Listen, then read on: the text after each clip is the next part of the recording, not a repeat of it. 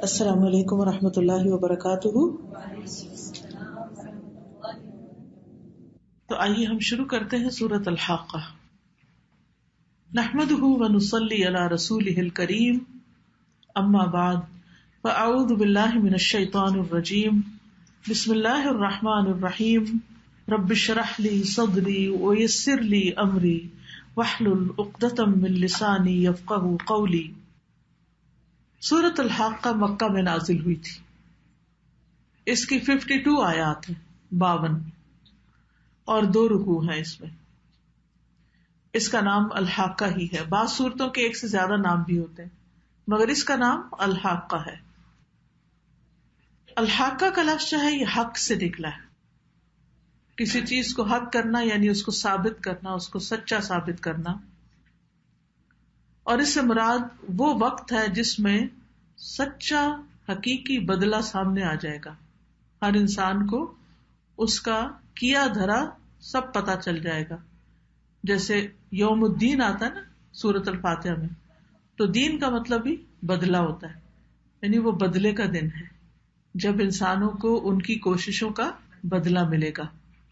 اور الحاقہ اس لیے بھی اس کو کہا جاتا ہے کہ اس سے مراد وہ وقت ہے جس میں چیزوں کو ان کی اصل حقیقت کے لحاظ سے معلوم کیا جائے گا کہ ان کی ورتھ کیا ہے، ان کی ویلیو کیا ہے۔ اور آج دنیا میں ہم جو بھی کام کر رہے ہیں، جن چیزوں میں بھی مصروف ہیں، ان کی ورتھ یہاں نہیں ہمیں معلوم۔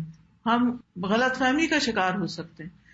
ایک چیز جس کو ہم اپنے لیے بہت ہی امپورٹنٹ سمجھتے ہیں، کل قیامت کے دن جب وہ ہمارے سامنے آئے گی تو ہم سوچیں گے کہ یہ تو کسی قابل نہیں تھی جس کے پیچھے ہم نے اپنی جان کھو دی۔ یہ تو ورث نہیں تھی جس کے لیے میں اتنا روئی دھوئی، اتنا غم کیا، یا اتنا وقت لگایا، یا اتنا مال لگا دیا اس پر۔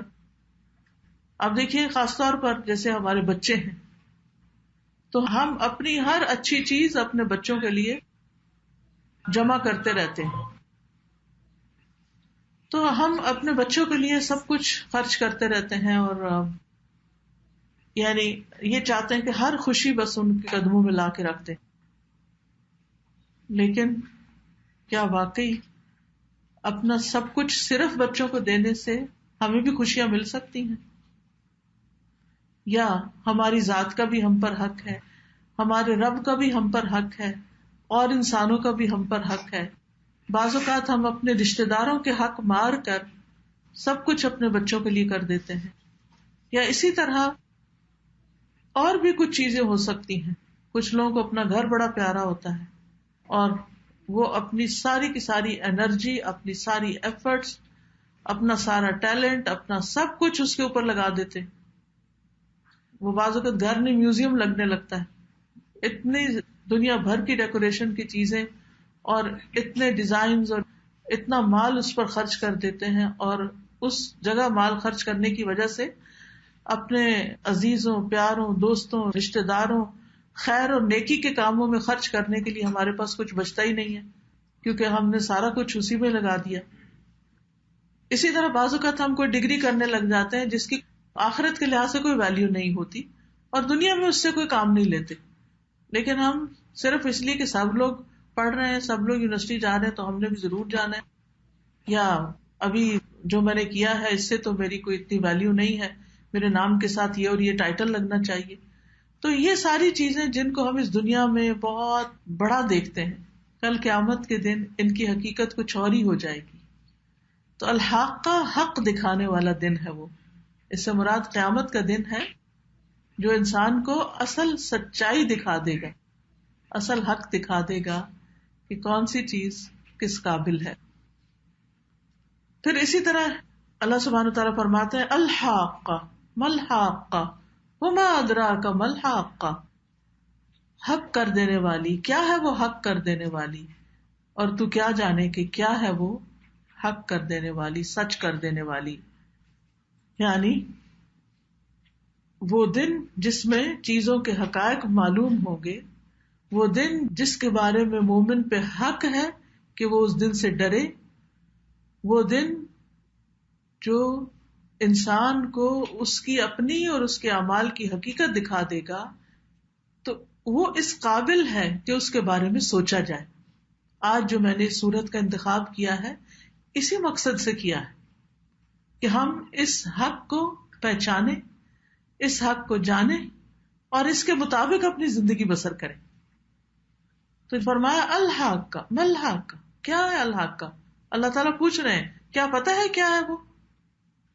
واقعی ہے پتا یا صرف نام سن رکھا ہے کہ ہاں قیامت کا ایک دن ہے، لیکن اس دن کیا کیا ہونے والا ہے اس کی تفصیلات بعض اوقات ہمیں نہیں معلوم ہوتی. اور پھر اور تاکید کے لیے فرمایا وما ادراک ما الحق، تمہیں کیا معلوم کہ الحق کا کیا ہے. اور پہلا خطاب تو نبی صلی اللہ علیہ وسلم سے ہے، اور چونکہ یہ ابتدائی دور کی صورتوں میں سے ہے تو ابھی آپ کو قیامت کے دن کی ساری تفصیلات نہیں معلوم تھی. فرمایا کہ آپ کو کیا معلوم کہ وہ الحق کا ہے کیا، اس کی مزید ڈیٹیلز کیا ہے، اس کے واقعات اور ڈیٹیلز نامعلوم ہے، لیکن یہ یاد رکھیں کہ اس کا آنا برحق ہے، اس نے آنا ضرور ہے. ہر روز صبح ہوتی ہے نا تو میں سوچتی ہوں ایک دن اور گزر گیا، ایک دن اور گزر گیا، ایک دن اور گزر گیا، اور ایک دن آخری دن بھی آ جائے گا. پھر کیا ہوگا؟ پھر موت ہوگی، پھر قبر ہوگی، پھر حشر ہوگا. وہ دن کیسا ہوگا؟ کیا ویسا ہی جیسے میں آج امیجن کرتی ہوں یا کچھ اور ہوگا؟ اب مثلاً کسی بھی جگہ ہمیں جانا ہوتا ہے نا تو جانے سے پہلے ہم اس کے بارے میں، مثلاً آج اس مسجد میں آنا تھا ہالٹل مسجد میں، تو میں اپنے ذہن میں مسجد کا ایک امیج بنائی ہوئی تھی کہ مسجد ایسے ہوگی، لیکن جب میں آئی ہوں تو مسجد بالکل اس کے اپوزٹ ہے. اور یہ صرف میرے لیے نہیں، آپ سب کے ساتھ بھی ایسے ہی ہوگا جو پہلی دفعہ آئے. اور صرف مسجد میں نہیں بلکہ جہاں کہیں بھی ہم جاتے ہیں، کسی انسان سے ملنے جاتے ہیں تو ہم سوچتے ہیں کہ وہ ایسا ہوگا، لیکن جب اس کی شکل دیکھتا ہے تو کچھ اور ہی ہوتا ہے. تو چیزیں ویسی نہیں ہوتی جیسی ہم امیجن کر رہے ہوتے ہیں، لیکن اگر ہم اس کی زیادہ ڈیٹیلز معلوم کریں، مثلا اگر ہمیں کوئی نقشہ بھیج دیتا، کوئی تصویر اتار کے بھیج دیتا، کوئی ہمیں ایکسپلین کرتا تو ہمارا امیجنیشن حقیقت کے کافی قریب ہوتا. لیکن چونکہ ہمیں صرف ایڈریس پتا تھا اور کچھ بھی نہیں پتا تھا تو وہ ہمارا امیجنیشن کچھ اور حقیقت کچھ اور. تو آخرت کے بارے میں بھی اگر ہم جانیں گے تو پھر کیا ہوگا؟ جتنا زیادہ جانیں گے پھر وہ دن اتنا حقیقت کے قریب ہوگا، ورنہ ہم کچھ اور سمجھے بیٹھے ہوں گے اور وہاں کچھ اور نظر آئے گا. تو پھر کیا ہوگا جب کوئی اور ساتھ بھی نہیں ہوگا، اکیلے ہی اٹھیں گے. تو پہلی بات تو یہ کہ یہ بات مان لینی چاہیے، اور صرف خیالوں میں نہیں بلکہ یقین کی حد تک کہ قیامت کا آنا برحق ہے. الحق کا ایک مطلب کیا ہے کہ یہ برحق سچا دن ہے جس نے آنا ہی آنا ہے. دنیا میں کئی دفعہ ایسا ہوتا ہے کہ ہم کاموں کے لیے کوئی دن مقرر کرتے ہیں، کوئی اپائنٹمنٹ لیتے ہیں ڈاکٹر کی، اچانک اس کو کچھ اور ہو جاتا ہے، وہ اپائنٹمنٹ کینسل ہو جاتی. لوگوں کی شادی کے دن تاریخ مقرر ہوتی ہے، کارڈ بھی بٹ جاتے ہیں، شادی کینسل ہو جاتی. اسی طرح کہیں جانے کا ارادہ رکھتے ہیں، فلائٹ بک کرتے ہیں، اور عین جانے کے ایک دن پہلے آپ بیمار ہو جاتے ہیں، فلائٹ کینسل ہو جاتی. تو دنیا میں کسی بھی واقعے کا ہونا برحق نہیں، وہ ہو بھی سکتا ہے اور نہیں بھی ہو سکتا، لیکن آخرت کا آنا بالکل برحق ہے، اس نے اپنے وقت پر آ ہی جانا ہے. اور یہ اللہ سبحانہ وتعالیٰ کی دی ہوئی خبر ہے. اللہ تعالیٰ سورۃ النساء میں فرماتے ہیں اللہ لا الہ الا ھو لیجمعنکم الی یوم القیامۃ لا ریب فیہ ومن اصدق من اللہ حدیثا. اللہ وہ ہے کہ اس کے سوا کوئی معبود نہیں، وہ ہر صورت تمہیں قیامت کے دن کی طرف لے جا کر جمع کرے گا جس میں کوئی شک نہیں، اور اللہ سے زیادہ بات میں کون سچا ہے. یہ اللہ کی بالکل سچی بات ہے کہ وہ تمہیں ضرور قیامت کے دن جمع کرے گا. ایک اور جگہ پر آتا ہے سورۃ الحج میں وَأَنَّ السَّاعَةَ آتِيَةٌ لَا رَيْبَ فِيهَا، قیامت آنے والی ہے اس میں کوئی شک نہیں. وَأَنَّ اللَّهَ يَبْعَثُ مَن فِي الْقُبُورِ، اور اللہ ضرور اٹھائے گا ان کو جو قبروں میں پڑے ہوئے ہیں. پھر اسی طرح سورۃ طٰہٰ میں فرمائے إِنَّ السَّاعَةَ آتِيَةٌ، قیامت آنے ہی والی ہے، آیا ہی چاہتی ہے. اکاد اخفیہا، میں قریب ہوں کہ اسے چھپا کے رکھوں. لتجزا کل نفس بما تسعی، تاکہ ہر شخص کو اس کا وہ بدلہ دیا جائے جس کی وہ کوشش کرتا ہے. تو قیامت وعدے کا وقت ہے. بل الساعۃ موعدہم، بلکہ قیامت ان کی اپائنٹمنٹ کا وقت ہے، یہ فیصلوں کا دن ہے.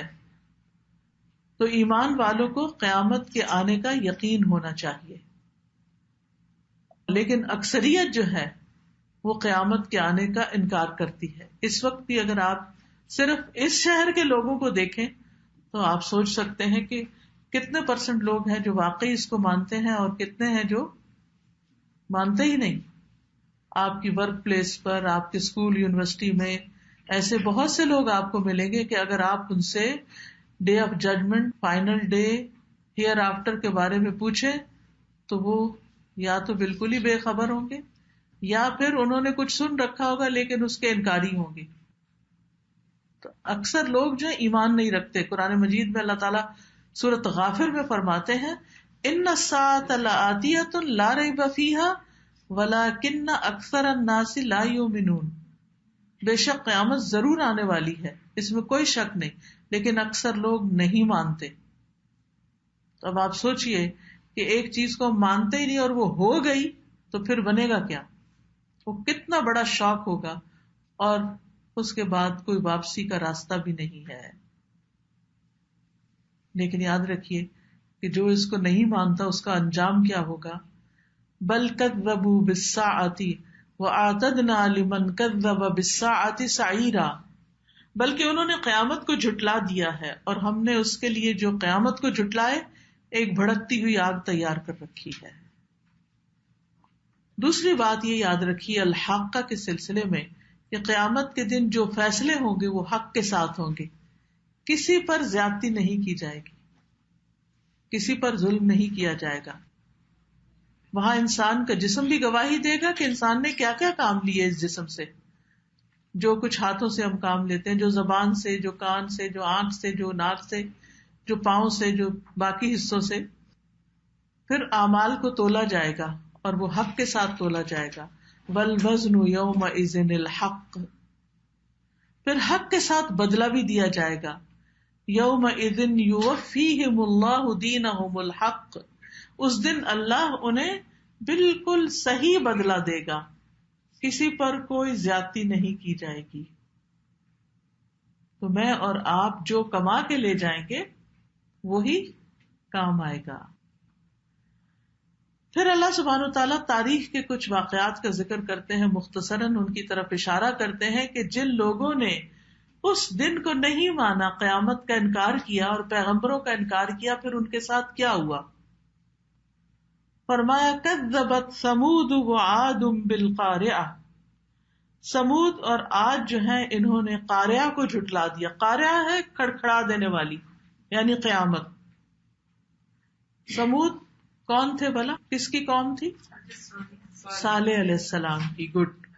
اور کس علاقے میں تھے؟ ہجر کے علاقے میں تھے. قوم عاد کس کی قوم تھی؟ ہود علیہ السلام کی. اور کس علاقے میں تھے؟ احقاف کے علاقے میں. لمبے چوڑے جسموں کے مالک تھے. تو ان دونوں قوموں نے قارعہ کو جھٹلا دیا. قارعہ کا ایک معنی ہے چیخ جیسی آواز کے ساتھ ٹکرانے والی، اور دوسرا یہ کہ یہ قیامت کا ایک نام ہے. اور قارعہ اس کو اس لیے کہتے ہیں کہ اس میں چیزیں آپس میں ٹکرا جائیں گی اس دن. قرع کا مطلب ہوتا ہے کسی چیز کے ساتھ ٹکرانا، ایسے یعنی ایک دوسرے کے ساتھ دھماکے ہو رہے ہوں گے. پھر قرآن مجید میں قیامت کے کئی ایک نام ہیں. ایک سورت ہے اس نام پر، کون سی؟ سورۃ القارعہ. سب کو آتی ہے وہ. تو قارعہ بہت دفعہ ہم پڑھتے ہیں لیکن اس کا معنی نہیں معلوم ہوتا.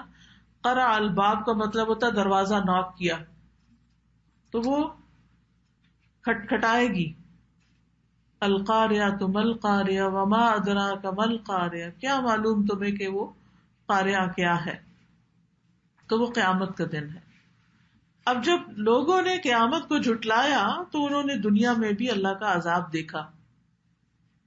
فَأَمَّا ثَمُودُ فَأُهْلِكُوا بِالطَّاغِيَةِ، جہاں تک سمود کا تعلق ہے تو انہیں طاغیہ کے ساتھ ہلاک کیا گیا تھا. یہ طاغیہ کیا چیز ہے؟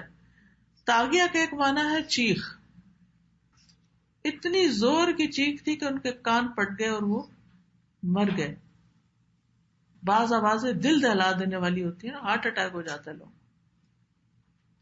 ایک معنی کیا گیا کڑک, یعنی زور کی کڑک تھی, جیسے بادلوں کی کڑک ہوتی ہے نا, ایسے ہی کوئی کڑک تھی جس سے وہ ہلاک ہو گئے. طاغیہ طغا سرکشی سے بھی ہے, اس کا ایک معنی کیا جاتا ہے گناہ, اپنے گناہوں کی وجہ سے وہ ہلاک کیے گئے. اور طاغیہ سے مراد ایک خاص مخصوص سرکش انسان. وہ کون تھا؟ جس نے کیا کیا تھا؟ اونٹنی کی کونچے کاٹ ڈالی تھی. تو اس کے اس عمل کی وجہ سے ان پر عذاب آیا تھا کہ انہوں نے اللہ کی نشانی کے ساتھ ٹیمپرنگ کی تھی, زیادتی کی تھی. تو قوم سمود جو تھی وہ ان کی بربادی ہو گئی. وَأَمَّا عَادٌ فَأُهْلِكُوا بِرِيحٍ صَرْصَرٍ عَاتِيَةٍ, اور جہاں تک عاد کا تعلق ہے تو وہ ایک تیز سرکش ٹھنڈی آندھی کے ساتھ تباہ کر دیے گئے. سرسر, سرسر کا معنی ہوتا ہے یخ ٹھنڈی ہوا. بریح سرسر بہت ہی سخت سرد ہوا تھی, اور ایک معنی ہوتا ہے تیز ہوا. پچھلے دنوں یہاں بھی کچھ ہفتے پہلے ایک ہوا چلی تھی, اور آپ کو معلوم ہوگا کہ کتنی تیز تھی اور کتنی دیر تک وہ جاری رہی کہ لوگوں کے دل ہول گئے کہ یہ بنے گا کیا. جب چیخیں آتی ہیں نا آواز, تو انسان کے اندر ایک عجب سی گھبراہٹ پیدا ہوتی ہے, اور اگر اللہ تعالیٰ اس کو کنٹرول نہ کرے تو انسانوں کو تباہ کر کے رکھ دے. بریح سرسرن عاتیہ, عاتیہ کا معنی بھی ہوتا ہے سرکش, غالب آنے والی, حد سے نکلی ہوئی, یعنی وہ فرشتوں کے کنٹرول سے باہر نکل گئی اللہ سبحانہ تعالیٰ کے حکم سے. اور عاتیہ کا معنی ہوتا ہے کسی کو باقی نہ چھوڑنے والی. ایسی ہوا تھی کہ اس نے کسی کو بھی باقی نہیں چھوڑا, ہوا نے اڑا دیا ان کو. یہ وہ لوگ تھے جن کے جسم بڑے مضبوط تھے اور جو بہت لمبے چوڑے, جیسے کہتے ہیں نا کڑیل نوجوان, ایسے لوگ تھے. لیکن اللہ نے ان کو بتا دیا کہ تمہاری کیا طاقت ہے. عام طور پر ہوا انسان کو اڑاتی نہیں, اور اگر ایک مضبوط بھاری انسان ہو تو اس کو تو ویسے نہیں اڑا سکتی. لیکن اس دن ہوا کی شدت کا اندازہ کریں کیا ہوا ہوگا, کتنی شدت ہوگی کہ ہوا نے لوگوں کو اٹھایا ایک جگہ سے اور دوسری جگہ پٹکایا, تو ان کے گردنیں ٹوٹ کے الگ ہو گئی جسموں سے. سخرها علیہم 7 لیال و8 ایام حسوما, وہ ان پر مسخر مسلط کر دی گئی 7 راتیں 8 دن پے در پے مسلسل, رکی ہی نہیں. اللہ اکبر, کیا کیفیت ہوگی, کیا حال ہوگا. اور حسومن کا بھی ایک معنی ہے مسلسل, دوسرا ہے منحوس, اور ایک معنی کیا جاتا ہے دن رات چلنے والی, نہ دن کو چین نہ رات کو چین, اور ایک معنی کیا جاتا ہے کسی کو باقی نہ چھوڑنے والی. تو قوم عاد ہوا کے ساتھ تباہ کر دی گئی. فَتَرَى الْقَوْمَ فِيهَا سَرْعَىٰ كَأَنَّهُمْ أَعْجَازُ نَخْلٍ خَاوِيَةٍ فَهَلْ تَرَىٰ لَهُم مِّن بَاقِيَةٍ, تو تم اس قوم کو دیکھتے کہ وہ پچھڑی پڑی تھی, گرے پڑے تھے لوگ. کبھی آندھی چلے تو آپ دیکھتے ہیں نا درخت گرے ہوتے ہیں بڑے بڑے, ایسے ہی وہاں بڑے بڑے لوگ گرے پڑے تھے سڑکوں پہ, ادھر ادھر ادھر, کوئی ایک بھی نہیں بچا تھا, پوری قوم ملیا میٹ ہو گئی. کیسے لگ رہے تھے؟ کأنہم اعجاز نخل خاویہ, گویا وہ کھجور کے کھوکھلے تنے ہوں, ہالو ٹرمپس, یعنی ان کے اندر سے بھی جیسے سب کچھ باہر آ گیا. آپ دیکھیں جب اونچائی سے کوئی کسی کو پھینکتا ہے تو بچتا کیا ہے اس کا, اور امیجن کروایا جا رہا ہے کہ تم دیکھو ان کے ساتھ پھر ہوا کیا. گرے ہوئے تباہ شدہ بدترین حالت میں پڑے ہوئے تھے. اور کھوکھلے تنوں سے کیوں تشبیہ دی گئی؟ کیونکہ ان کے جسم روح سے خالی ہو گئے تھے, روح اندر سے نکل گئی تھی, مر گئے تھے. اور یہ بھی کہا جاتا ہے کہ ان کی گردنیں جو ہیں وہ جب جسم سے الگ ہو گئی تو بیکار ہو گئے وہ. تو یہ تھا ان کا عذاب. قرآن مجید کی سورۃ الذاریات میں آتا ہے وفی عاد اذ ارسلنا علیہم الریح العقیم، اور عاد میں جب ہم نے ان پر بانجھ آندھی بھیجی. بانجھ کا مطلب جو خیر و برکت سے خالی، جو کسی چیز کو نہ چھوڑتی تھی، جس پر سے گزرتی مگر اسے بوسیدہ ہڈی کی طرح کر دیتی. یعنی انسان، درخت بھی جب گرتے ہیں تو تنے ان کے جو ہیں وہ نیچے سے اکھڑ جاتے، تو انسان بھی اپنے قدموں سے اکھڑ گئے اور گرے ہوئے درختوں کی طرح وہ گرے پڑے تھے. اور کون سی قوم ہے؟ وجاء فرعون ومن قبله والمؤتفکات بالخاطئہ، اور آ گیا فرعون اور جو اس سے پہلے تھی اور جو اس سے پہلے کے لوگ تھے، والمؤتفکات اور الٹا دی جانے والی بستیاں، بالخاطئہ انہوں نے خطا کا ارتکاب کیا، یعنی وہ بھی ایمان نہیں لائے. تو فرعون کے ساتھ کیا ہوا؟ اللہ نے اس کو پانی میں ڈبو دیا. اب دیکھیے، کسی کو چیخ سے مار دیا، کسی کو زلزلے سے، کسی کو آندھی سے، کسی کو پانی سے.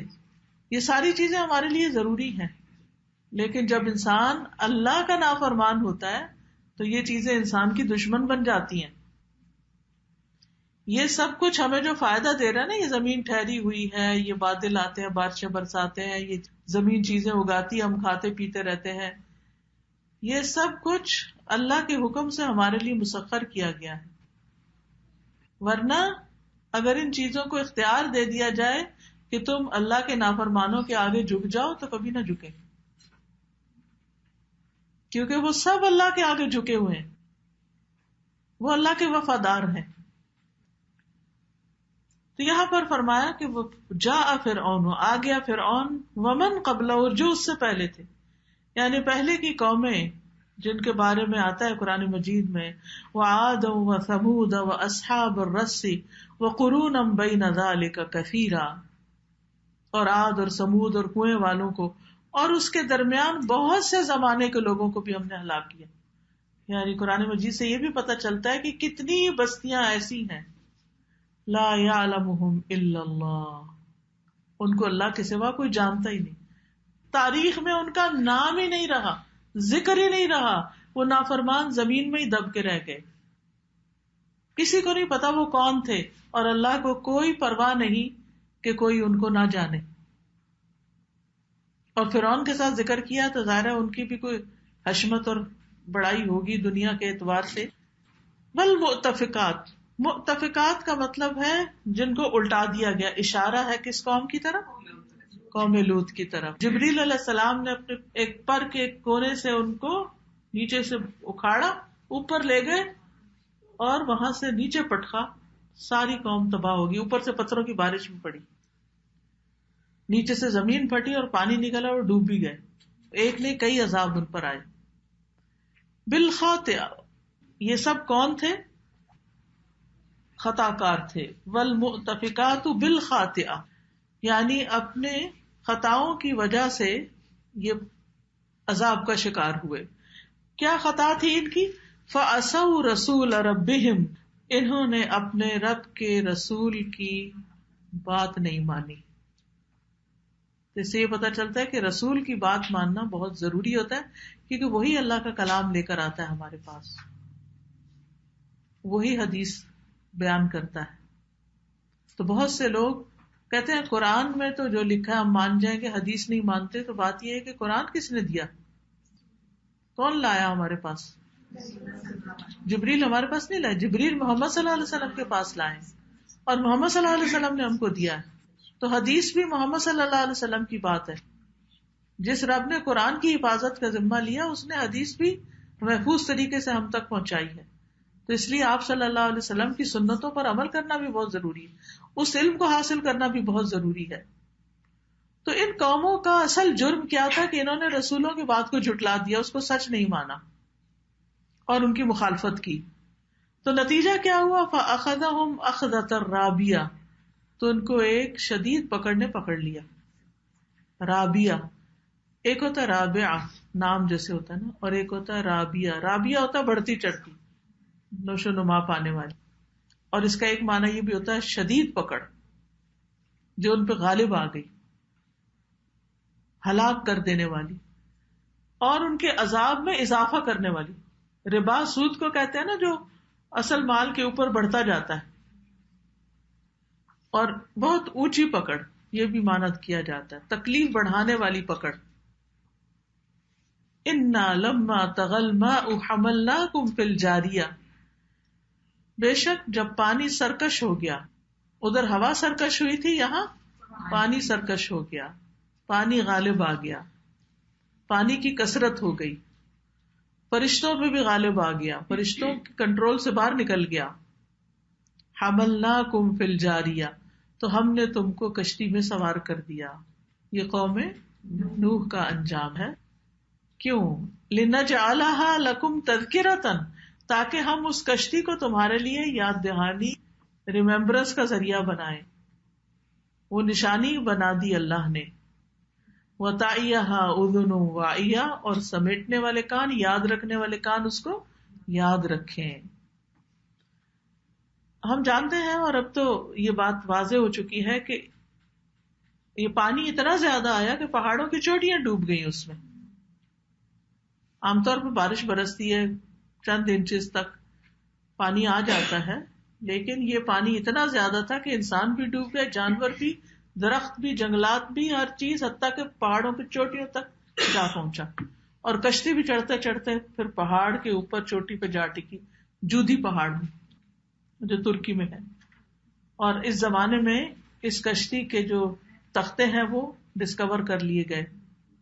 تو اللہ نے فرمایا کہ وہ تمہارے لیے یاد دہانی ہے, اس کو یاد رکھو کہ یہ کسی قوم کی تباہی کے وقت نجات کا ذریعہ بنی تھی. لِنَجْعَلَهَا لَكُمْ تَذْكِرَةً, یاد دہانی اور نصیحت کا ذریعہ بنا دیا. اور جو سمیٹنے والے کان ہیں, سننے والے کان ہیں, ایمان اور یقین رکھنے والے کان ہیں, سنی ہوئی بات یاد رکھنے والے کان ہیں, وہ اس کو یاد رکھیں. تو اس سے یہ پتہ چلتا ہے کہ ان قوموں کے عذابوں کو یاد رکھنا چاہیے, تاکہ ہمیں موٹیویشن ملتی رہے کہ اللہ سبحانہ وتعالیٰ کے حکم پر چلنا ہے ہمیں. پھر فرمایا کہ ایک دن تو ساری زمین کو ہی تباہ ہو جانا ہے, جس دن الحاقہ ہوگی. وہ کیسے؟ فَإِذَا نُفِخَ فِي الصُّورِ نَفْخَةٌ وَاحِدَةٌ, جس دن سور میں ایک پھونک مار دی جائے گی. سور کیا ہے؟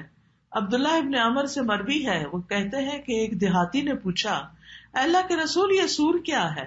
آپ نے فرمایا یہ ایک سینگ ہے جس میں قیامت کے دن پھونک ماری جائے گی. اور وہ کس نے پکڑا ہوا ہے؟ صاحب السور نے, اس فرشتے نے جس نے سور پھونکنا ہے. ابن عباس کہتے ہیں کہ رسول اللہ صلی اللہ علیہ وسلم نے فرمایا, میں اس دنیا میں نعمتوں سے کیسے لطف اندوز ہو سکتا ہوں جبکہ سور پھونکنے والے فرشتے نے اپنا منہ سور سے لگا رکھا ہے, پیشانی جھکا رکھی ہے, کان متوجہ کر رکھے ہیں کہ کب اسے حکم ہوتا ہے اور وہ اس میں پھونک مار دے اور دنیا تباہ ہو کے رہ جائے, ختم ہو کے رہ جائے. تو صحابہ نے عرض کیا, یا رسول اللہ پھر ہم اس وقت کیا کہیں, یعنی جب یہ حالات ہیں تو پھر ہم کیا کریں؟ تو آپ نے فرمایا, کہو حسبنا اللہ و نعم الوکیل علی اللہ توکلنا, اللہ پہ ہمارا بھروسہ ہے, کوئی انسان تو کسی کے کام نہیں آئے گا اس سے. پھر ایک اور حدیث سے پتہ چلتا ہے کہ جب سے صاحب سور کو یہ ذمہ داری دی گئی ہے, وہ تب سے تیار حالت میں عرش کی طرف آنکھیں لگائے ہوئے ہے, اور اس بات سے ڈرتا ہے کہ کہیں حکم ملنے سے پہلے نگاہ ادھر ادھر نہ ہو جائے, اور اس کی آنکھیں دو روشن ستاروں کی طرح ہیں, یہ بھی حدیث میں آتا ہے. پھر سور جو ہے اچانک پھونکا جائے گا, اچانک یہ شور اٹھے گا, اور اس کا مقصد کیا پھونکنے کا؟ کہ لوگوں کو جمع کیا جائے. 3 طرح کا سور کا ذکر آتا ہے, ایک جس سے گھبراہٹ طاری ہو جائے گی, پھر جس سے زندہ لوگ مر جائیں گے, پھر جس سے دوبارہ اٹھ جائیں گے, یہ تیسرا سور ہوگا. اور 2 نفخوں کے بیچ میں کتنا فرق ہوگا اس کے بارے میں آتا ہے کہ وہ 40 کا ہوگا. 40 کا کیا مطلب ہے؟ کیا 40 دن ہوگا یا مہینے یا سال, یہ نہیں بتایا گیا, بس 40 کا عدد بتایا گیا. تو جب لوگوں کے اوپر سور پھونکا جائے گا تو حال کیا ہوگا؟ فَإِذَا نُفِخَ فِي الصُّورِ فلا انساب بینہم یومئذ ولا یتساءلون. پھر جب سور میں پھونکا جائے گا تو اس دن ان کے درمیان کوئی رشتہ نہ رہے گا، رشتہ ہی ختم. اس وقت آپ دیکھیے کہ ہمیں اپنے رشتہ دار اور رشتہ داروں میں سے اپنے بچے، اپنے والدین کتنے پیارے ہوتے ہیں. تو سوچیے تھوڑی دیر کے لیے کہ ماں کہے میں تمہاری ماں ہی نہیں، اور اولاد ہی نظر نہ ملائے، تو پھر کون ہوگا؟ تن تنہا ہوں گے، ہر ایک کو اپنا جواب دینا ہوگا. رشتے باقی نہیں رہی. قرآن کی آیت ہے فلا انساب بینہم، رشتہ داریاں ختم ہو جائیں گی، اور پھر لوگوں کو دوبارہ اٹھایا جائے گا سور پھونک کر، اور ایک ہی ڈانٹ ہوگی. قرآن میں آتا ہے فَإِنَّمَا هِيَ زَجْرَةٌ وَاحِدَةٌ فَإِذَا هُمْ بِالسَّاهِرَةِ، بس ایک ہی ڈانٹ ہوگی، سب یکایک دیکھ رہے ہوں گے، اور لوگ گروہ در گروہ. کہتے ہیں جیسے ٹڈیاں زمین سے اگر وہ اینٹ کے نیچے بازو کا اکٹھی ہو جاتی ہے نا، اٹھائے تو ویسے پھڑکنے لگتی ہیں، تو ایسے ہی لوگ زمین کی لیئرز پر لیئرز سے نکلتے آئے. ایک دفعہ میں نے نیشنل جیوگرافک کے رسالے میں ایک تصویر دیکھی تھی، وہ کبھی نہیں مجھے بھولی. انہوں نے ایک جگہ پر، شاید عراق میں یا الاسقلان ایک جگہ کا نام ہے، اسقلان، وہاں پر انہوں نے زمین کو ڈگ کیا، کرتے گئے کرتے گئے کرتے گئے کرتے گئے. تو ہو کیا رہا تھا کہ جب ڈگ کرتے تھے تو ایک آبادی نکل آتی تھی، جیسے سائڈ سے دکھتے، پھر تھوڑی اور ڈگ کرتے تھے کہ اس کے نیچے ایک اور دبی ہوئی تھی، اسے ڈگ کرے تو نیچے سے کوئی اور دبی ہوئی. تو وہ اس طرح پکچر دکھائی کہ جیسے دیکھو لیئرز، کیسی کیسی بستیاں نیچے دبی پڑی ہیں. اب یہ قیامت کے دن وہ آخری والی بھی نیچے سے اٹھ کے باہر آ جائے، ایک ایک جگہ سے پتہ نہیں کتنے لوگ اٹھیں گے. قدیم زمانے میں لوگ پھیلاؤ زیادہ نہیں تھا، ایک ہی علاقے میں رہتے تھے، پھر تباہ ہو جاتے، طوفان آ جاتے، یا قبرستان بھی ایک کے بعد ایک، اس میں باری باری لوگ ایک سے زیادہ دفن کرتے. جیسے بقیع الغرقد کے بارے میں آپ کو معلوم ہے نا کہ ہر کچھ سال کے بعد، مخصوص سال ہے مجھے نہیں معلوم، 25 ہیں 20 ہیں یا اس سے کم ہے، تو ایک علاقہ جو ہے اس میں جب ساروں کو دفن کر لیتے پھر اس کو اتنے دیر کے لیے چھوڑ دیتے، پھر دوسرے میں دفن کر کے تیسرے، پھر واپس اس پہ آ جاتے ہیں، اور وہاں پہلے والی قبروں کو دوبارہ کھود کے ان کے اندر اوروں کو ڈال دیتے ہیں. کئی قبرستانوں میں یہ ہوتا ہے، بڑے بڑے جو شہر ہیں اس میں خاص طور پر اتنی زمین نہیں ہوتی. تو لوگ گروہ در گروہ اٹھیں گے. وَيَوْمَ يُنْفَخُ فِي الصُّورِ فَتَأْتُونَ أَفْوَاجًا، پورے پورے گروہ ہوں گے، وہ اکٹھے وہاں سے ایک دم باہر نکل آئیں گے. وَحُمِلَتِ الْأَرْضُ، زمین اٹھا لی جائے گی. زمین ویسے بھی آپ دیکھیں کہ کہیں ٹکی ہوئی تو ہے نہیں، لیکن جہاں ہے وہاں سے اٹھا لی جائے گی. کیوں؟ والجبال، اور پہاڑ بھی، فدکتا دکتا واحدہ، ایک چوٹ ماری جائے گی، سب کچھ اس پہ جو ہے ٹوٹ پوٹ جائے گا. بڑی بڑی بلڈنگز، پہاڑ، سب کچھ، پہاڑ لرز جائیں گے، چلنے لگ جائیں گے، پہاڑوں کو اڑا دیا جائے گا. وَإِذَا الْجِبَالُ نُسِفَتْ، پہاڑ اون کی طرح ہو جائیں گے. وَتَكُونُ الْجِبَالُ كَالْعِهْنِ، پہاڑ غبار بن جائیں گے. فَكَانَتْ هَبَاءً مُنبَثًّا، پہاڑ ہموار چٹیل میدان بن جائیں گے، ساری زمین کے گیپ فل ہو جائیں گے، جیسے سمندر وغیرہ. یعنی پہاڑ جب ان کا مٹی کٹھی ہوگی تو وہ سمندروں کے گیپس میں چلی جائے گی، زمین بالکل پلین برابر ہو جائے گی. اللہ نے ایک بیلنس قائم کر رکھا ہے کہ کچھ حصے زمین کے بہت گہرے ہیں، وہاں پانی بھرا ہوا ہے، اور کچھ حصے ابھرے ہوئے ہیں اور وہ پہاڑوں کی شکل میں ہیں. تو جب پہاڑ چلا دیے جائیں گے، وہاں سے اکھیڑ دیے جائیں گے، ہٹا دیے جائیں گے، اور جب ان کو ایک چوٹ پڑے گی تو وہ بھربری ریت کی طرح ہو جائیں گے.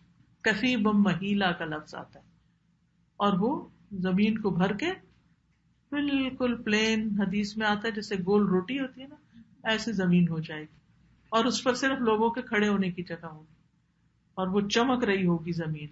وَأَشْرَقَتِ الْأَرْضُ بِنُورِ رَبِّهَا، اور سب لوگ کلیئر ہو کے وہاں ایک ایک بندہ الگ الگ کھڑا ہوگا.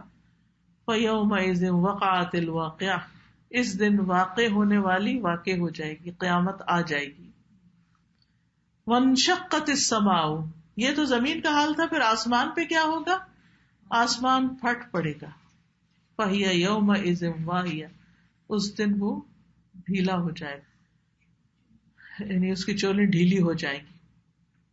آسمان کے دروازے کھل جائیں گے، جیسے سورۃ النبا میں آتا ہے وَفُتِحَتِ السَّمَاءُ فَكَانَتْ أَبْوَابًا، اور آسمانی راستے پھٹ کے وہاں سے فرشتے نیچے اترنے لگے، قطار اندر قطار اتریں گے، اور وہ زمین کو چاروں طرف سے گھیرے میں لے لیں گے، کوئی بندہ باہر نہیں نکل سکے گا. اور پھر فَهِيَ يَوْمَئِذٍ وَاهِيَةٌ، تو آسمان اس دن پھٹ جائے گا، کمزور ہو جائے گا، اس کے بھی دروازے ہو جائیں گے اور وہ لرزے گا، کانپے گا. یوم تمور السماء مورا، پگھلے ہوئے تانبے کی طرح اس کا رنگ ہو جائے گا.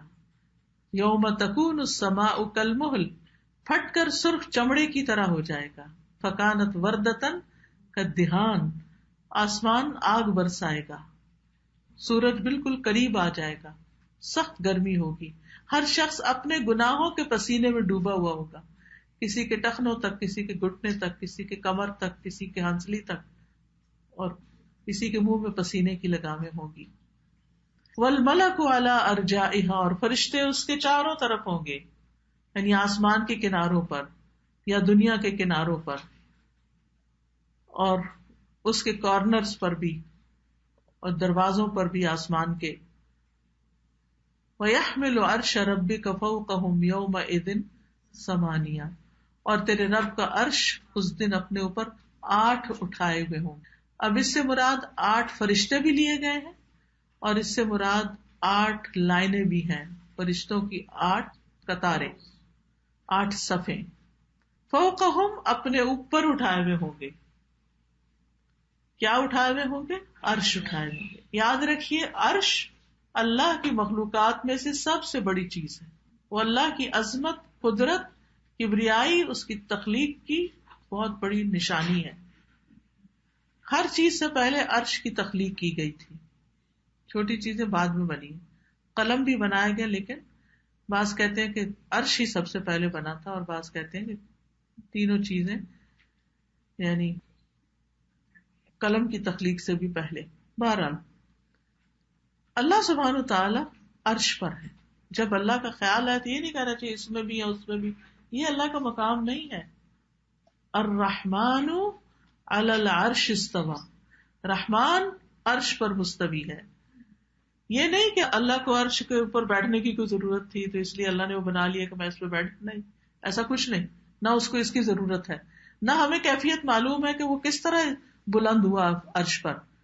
لیکن اللہ کے شایان شان یہی ہے کہ وہ عرش پر ہو، نہ کہ ہر چیز کے اندر.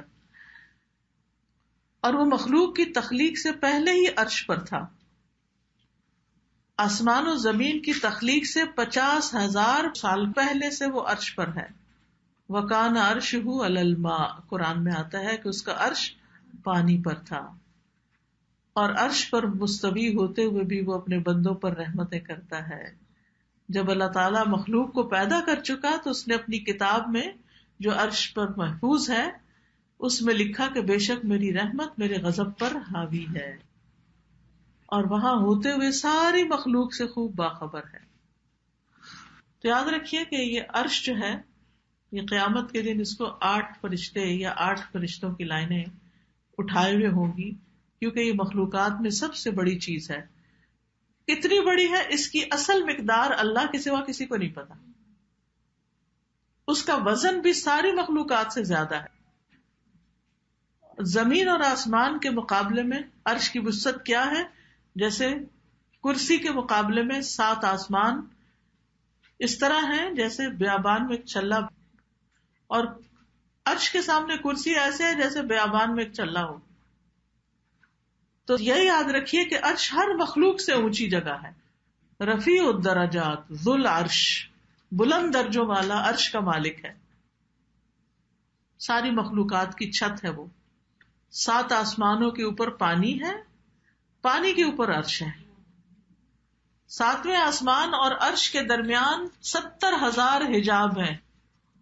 مجاہد کہتے ہیں کہ جب موسیٰ علیہ السلام سے اللہ تعالیٰ نے بات کی تو اللہ تعالیٰ ان کو قریب کرتے رہے یہاں تک کہ ان دونوں کے درمیان ایک پردہ رہ گیا. تو عرش جو ہے بزرگی والا ہے. قرآن مجید میں آتا ہے کہ ذو العرش المجید، عزت والا ہے، رب العرش الکریم. پھر جو فرشتے اس کو اٹھائے ہوئے ہیں ان کی صفت کیا ہے کہ بہت عظیم فرشتے ہیں، ان کی بڑائی اور عظمت کو بھی اللہ کے سوا کوئی نہیں جانتا. حاملین عرش کی جو وسعت ہے اس کے بارے میں نبی صلی اللہ علیہ وسلم کو اجازت دی گئی کہ وہ لوگوں کو بتا سکیں. تو اس میں آپ نے فرمایا کہ مجھے ایک فرشتے کے بارے میں بتانے کی اجازت ملی ہے کہ اس کے کانوں کی لو سے لے کر کندھے تک کا فاصلہ، یہ کندھا 700 سال کے سفر کے برابر ہے. صرف اتنی جگہ. تو اس کے ہاتھ کتنے بڑے ہوں گے، اور یعنی یہ کندھا ہے نا ہمارا، اور یہ کان ہے، یہ لو ہے، بس اتنا. پھر آپ دیکھیے کہ وہ اتنے بڑے کام پر معمور ہوتے ہوئے بھی اللہ کی تسبیح ہر وقت کرتے رہتے ہیں. عرش اٹھائے ہوئے ہیں لیکن تسبیح کرتے ہیں. اور یہ فرشتے بندوں سے محبت بھی کرتے ہیں، ان بندوں سے جن سے اللہ تعالیٰ محبت کرتا ہے. عرش سے فیصلے نافذ ہوتے ہیں اور حاملین عرش ان فیصلوں کو آگے سناتے ہیں. قیامت کے دن عرش کے نیچے فیصلے ہوں گے. نبی صلی اللہ علیہ وسلم عرش کے نیچے سجدہ کریں گے. قیامت کے دن موسیٰ علیہ السلام عرش کے پائے کو تھامے ہوئے ہوں گے. عرش کا سایہ اگر چاہیے قیامت کے دن تو کچھ کام کرنے ہوں گے. 7 لوگ ایسے ہیں جنہیں اللہ تعالیٰ اس دن اپنے سائے تلے جگہ دے گا، یعنی عرش کے سائے تلے، جب کوئی سایہ اس کے سوا نہ ہوگا. نمبر 1 عادل حکمران. نمبر 2 وہ نوجوان جس نے اللہ کی عبادت میں پرورش پائی. بعض اوقات ہمارے ٹین ایجرز کہتے ہیں ابھی تو ہم چھوٹے ہیں، ابھی سے آپ ہمیں بند کرتے ہیں کہ ہم نماز پڑھیں، حجاب کریں، یہ کریں وہ کریں. لیکن جو بچے بچپن سے یا جوان بچپن سے اللہ کی عبادت کریں گے وہ بھی اس عرش کے سائے تلے ہوں گے.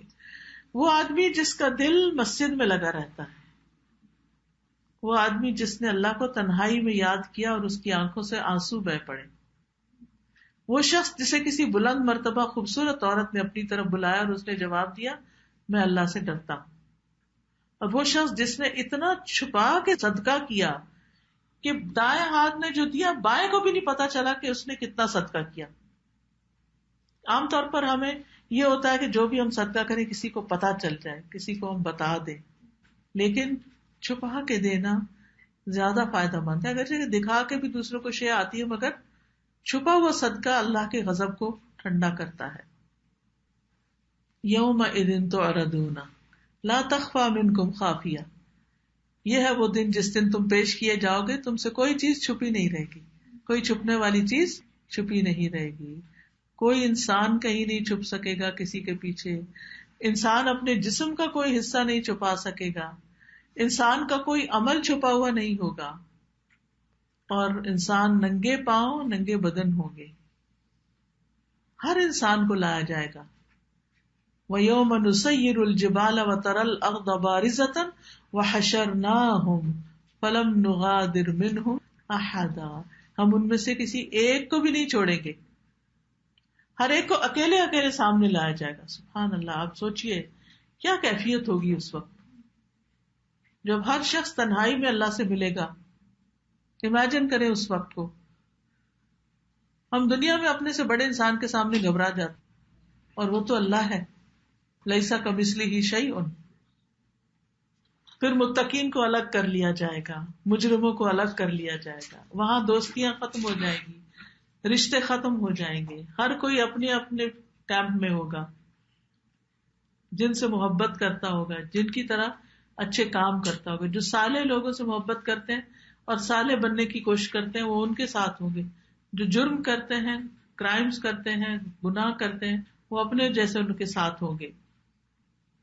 تمام اعمال انسان کے سامنے لائے جائیں گے. انسان کا اعمال نامہ کچا چٹا کھول دیا جائے گا. اللہ اکبر. ہر چھوٹے بڑے عمل کا سامنے لایا جانا لازم ہے. ووضع الکتاب، کتاب رکھ دی جائے گی. فَتَرَى الْمُجْرِمِينَ مُشْفِقِينَ مِمَّا فِيهِ، تم مجرموں کو دیکھو گے کہ وہ جو اس میں ہے اس سے ڈر رہے ہیں کہ یا اللہ اب یہ سب کچھ لوگوں کو پتا چل جائے گا. وَيَقُولُونَ يَا وَيْلَتَنَا، وہ کہیں اے خرابی ہماری، مَا لِهَذَا الْكِتَابِ، اس کتاب کو کیا ہو گیا، لَا يُغَادِرُ صَغِيرَةً وَلَا كَبِيرَةً إِلَّا أَحْصَاهَا، اس نے نہ کوئی چھوٹی بات چھوڑی نہ بڑی. جو کام ہم نے چھپ کے کیے ہوں گے وہ بھی سامنے آ جائیں گے. ذرہ برابر نیکی اور بدی کو بھی سامنے لایا جائے گا. وَإِن كَانَ مِثْقَالَ حَبَّةٍ مِّنْ خَرْدَلٍ، رائی کے دانے برابر بھی کسی کی کوئی نیکی ہے، اتینا بہا، ہم اس کو بھی لے آئیں گے. یہ دیکھو یہ نیکی کی تھی تم نے، وہ بھی ضائع نہیں جائے گی. اور اسی طرح برائی بھی، حتیٰ کہ سینے میں چھپی ہوئی باتیں بھی نکال کے باہر کر دی جائیں گی. وَحُصِّلَ مَا فِي الصُّدُورِ، اور تمام اعمال کا بدلہ دیا جائے گا. نامہ اعمال بولنے لگے گا، ھذا کتابنا ینطق علیکم بالحق، یہ ہماری کتاب جو تم پر حق کے ساتھ بولتی ہے. اب دو طرح کے لوگ ہوں گے، کچھ دائیں ہاتھ میں اور کچھ بائیں. فَأَمَّا مَنْ أُوتِيَ كِتَابَهُ بِيَمِينِهِ فَيَقُولُ هَاؤُمُ اقْرَءُوا كِتَابِيَهْ، جس کا نامہ اعمال اس کو دائیں ہاتھ میں ملا وہ کیا کہے گا، آؤ میری کتاب پڑھو. اب وہ خوش ہو جائے گی. جیسے پرچے میں اچھے نمبر آتے ہیں نا، 100 میں سے 100 آئے تو ہم ہر ایک کو دکھا دیتے ہیں، اور اگر کم آئے تو پھر چھپا لیتے ہیں. تو کہے گا ہاؤما، آؤ دیکھو، ہلما، یہ پکارنے کے لیے کلمہ استعمال ہوتا ہے. انی ظننت انی ملاق حسابیہ، مجھے پکا یقین تھا کہ حساب ہونے والا ہے، اس لیے میں نے بہت اچھی طرح سب کیا. دنیا میں جب ہمیں پتا ہوتا ہے نا کہ ہمارے گھر میں کسی نے آنا ہے، اس نے دیکھنا ہے، تو ہم ہر چیز ٹھیک کرنا شروع کر دیتے ہیں، کونے کھدرے صاف کرنا شروع کر دیتے ہیں. تو جب ہمیں یہ یقین ہو گیا نا اللہ نے میرے سارے عمل نکال لیں، تو پھر چھپے ہوئے اعمال کو بھی ہم خوبصورت بنائیں گے. فَهُوَ فِي عِيشَةٍ رَاضِيَةٍ، وہ دل پسند عیش میں ہوگا، اپنی مرضی کی زندگی گزارے گا. وہاں مرضیاں ہوں گی، وہاں کی وہ زندگی پسندیدہ زندگی جس میں نہ کوئی بیمار ہوگا. دنیا میں نعمتیں زیادہ ہو جائیں تو بیماریاں بھی زیادہ ہو جاتی ہیں، کیونکہ ہم بے تعدالیاں کرنے لگتے ہیں.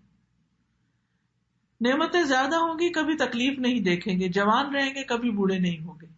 دنیا میں یہ تینوں چیزیں پاسبل نہیں. یہی فرق ہے جنت کا. فی جنت عالیہ، بلند جنتوں میں ہوں گے، اونچی جگہ پر باغ واقع ہوں گے. آپ کو کبھی ہلی ایریا میں جانے کا اتفاق ہوا؟ اس کے جو ٹریز ہوتے ہیں اور اس میں جو پودے لگے ہوتے ہیں ان کی خوبصورتی کچھ اور ہوتی ہے بنسبت یعنی لوور زمین کی طرف. اور یہ بھی ہے کہ ان باغوں کی بڑی قدر ہوگی. عالیہ کا مطلب یعنی بلند قیمت باغ ہوں گے.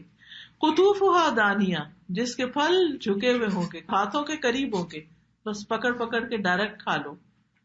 دنیا میں تو کانٹے اور پتہ نہیں کیا کیا ہوتا ہے، اور بعض اوقات انگور اتنے اوپر ہوتے ہیں کہ انگور کھٹے کہہ دیتے ہیں پھر. وَأَمَّا مَنْ أُوتِيَ كِتَابَهُ بِشِمَالِهِ فَيَقُولُ يَا لَيْتَنِي لَمْ أُوتَ كِتَابِيَهْ. تو جہاں تک اس بات کا تعلق ہے کہ جس کو اس کی کتاب بائیں ہاتھ میں ملی، کہے گا کاش کہ میری کتاب مجھے نہ ملتی، اے کاش یہ مجھے میرا اعمالنامہ دیکھنا ہی نہ پڑتا. I don't want to see my اعمالنامہ. یا لیتنی لم اوت کتابیہ، کیونکہ اب اس کو پردہ چاک ہونے کا ڈر ہوگا. ولم ادری ما حسابیہ، میں نہ جانتا ہوتا کہ حساب کتاب کیا ہے. یہ حساب نہ ہوتا آج. نیک شخص کہے گا مجھے پتا تھا حساب ہونا ہے تو تیاری کر کے گیا، اور یہ کہتا کاش یہ نہ ہوتا، کیونکہ یہ چاہتا نہیں تھا کسی حساب کو پیش کرنا. یا لیتھا کانت القاضیہ، اے کاش کہ جو موت آئی تھی بس وہ فیصلہ کن ہوتی، جو پہلے آئی تھی وہی بس ہوتی، کوئی اور موت نہ دیکھنی پڑ اور یہ اٹھنا نہ پڑتا ہمیں. ما اغنا انی مالیہ، میرا مال کسی کام نہیں آیا. آج آپ دیکھیں کہ مال کے ہونے کے باوجود ہم اپنا وقت کا اور حصہ مال میں لگا دیتے. ویک ڈیز میں جاب کرتے پھر ویکینڈ میں بھی کرنے لگتے ہیں، یہ بھی بنا لے، یہ بھی بنا لے، یہ بھی بنا لے.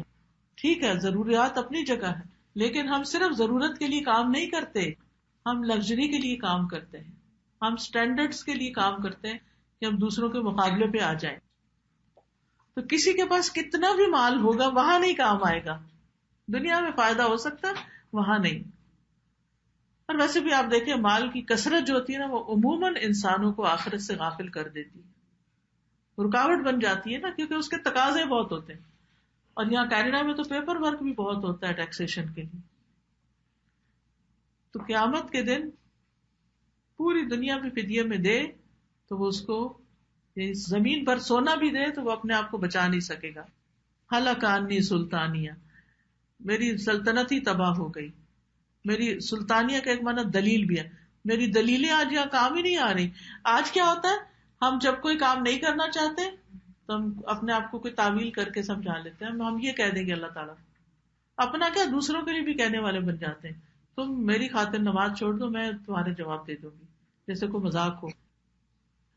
ایک تو کسی کو ایسے کہنا ہے کہ تم مت پڑھو, میں تمہارا پرچہ کر دوں گی. تو ہلاک انی سلطانیہ, میری تو ساری سلطنت ہی چلی گئی, دنیا میں جو اتھارٹی اور کنٹرول تھا وہ سب بھی گیا. پھر حکم ہوگا خذوہ فغلوہ, پکڑو اس کو اور توق پہناؤ اس کو. ثم الجحیم صلوہ, پھر اس کو جہنم میں جھونکو. ثم فی سلسلۃ ذرعها 70 ذراعا فاسلکوہ, پھر اس کو ایسی زنجیر میں جو 70 ہاتھ لمبی ہے, 70 گز لمبی ہے, اس میں اس کو جکڑ دو. مجرم ہے یہ, اس کو بیڑیوں میں جکڑ کے آگ میں پھینکو. یعنی وہاں پر توق اور زنجیریں ہوں گی, تکلیف دہ لباس ہوگا, بیڑیوں میں جکڑا ہوا ہوگا انسان. فلیس لہ الیوم ہاہنا حمیم, یہاں آج اس کا کوئی دلی دوست نہیں, کوئی غم کھانے والا نہیں اس کے لیے. دنیا میں تو ذرا بیماری ہو, پریشانی ہو, تو ہمارا دل کہاں لگتا ہے, ہم فوراً اپنے عزیز دوست کو فون یا میسج کرتے ہیں, میرے ساتھ یہ ہو رہا ہے, اور یہ ایکسپیکٹ کرتے ہیں مجھے تسلی دے, اسی لیے بتاتے ہیں نا.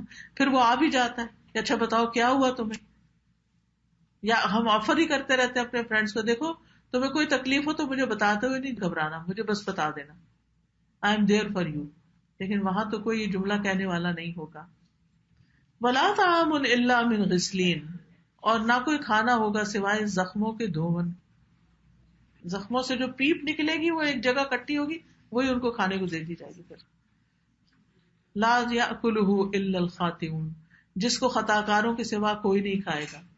جہنمیوں کا کھانا جو ہے قرآن مجید کی دیگر آیات سے پتہ چلتا ہے کہ کانٹوں والی گھاس ہوگی, جس سے نہ وہ موٹے ہوں گے نہ بھوک اترے گی. وہ چبائیں گے کیسے, کانٹے جب چبھ رہے ہوں تو کھائیں گے کیا.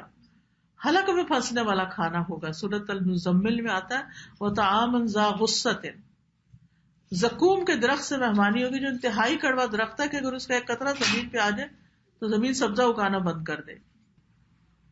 فلا اقسم بما تبصرون وما لا تبصرون, پس نہیں میں قسم کھاتا ہوں اس کی جو تم دیکھتے ہو اور اس کی جو تم نہیں دیکھتے. انہ لقول رسول کریم, بے شک یہ رسول کریم کا قول, اس سے مراد جبریل علیہ السلام, اور بعض نے کہا کہ محمد صلی اللہ علیہ وسلم, یعنی یہ کلام آپ تک لایا گیا اور آپ نے آگے پہنچایا.